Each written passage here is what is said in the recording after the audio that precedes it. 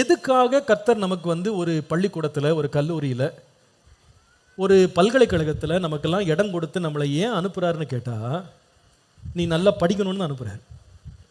அந்த படிக்கிறத என்ன பண்ணணும்னா ஒழுங்காக படிக்கணும், அதில் கவனம் செலுத்தணும். ஆனால் நிறைய பேர் அதை மிஸ் பண்ணுறாங்க. கர்த்தர் கொடுக்குற நல்ல வாய்ப்புகளை அப்படியே மிஸ் பண்ணி தட்டி கழிக்கிறாங்க, அதை அசட்டை பண்ணுறாங்க. And they pay dearly for it. அதற்கான பெரிய விலையை பின்னால் கொடுக்குறாங்க. பாருப்பா, கல்லூரிக்கு நம்ம எதுக்கு போகிறோம்? படிக்க போகிறோம் இல்லையா?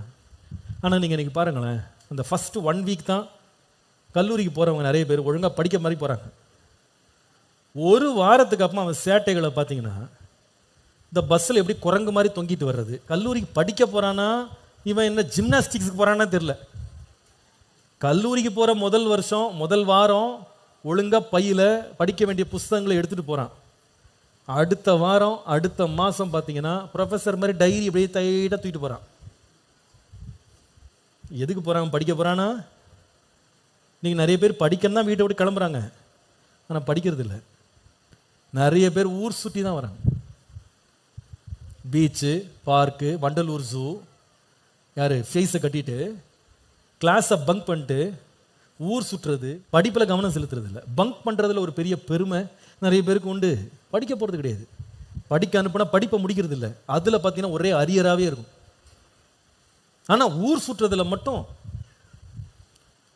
இன்னும் சில பேர், எனக்கு பைக் வாங்கி கொடுத்தா தான் நான் காலேஜுக்கே போவேன். சரி, பைக்கை அப்பா அம்மா பார்த்து பாவம் நம்ம தான் இந்த மாதிரிலாம் அனுபவிக்கல, பிள்ளையாவது அனுபவிச்சுட்டு போடணும்னு பைக்கை வாங்கி கொடுத்தா ஃப்ரீ ரேப்பிடோ சர்வீஸ். பைக்கில் பொண்ணுங்களை தூக்கிட்டு ஊர் ஊராக சுற்ற வேண்டியது. ஊர் சுற்றி காட்டுறாரு இவர், ஃப்ரீ ட்ராவல் ஏஜென்ட் இவர்.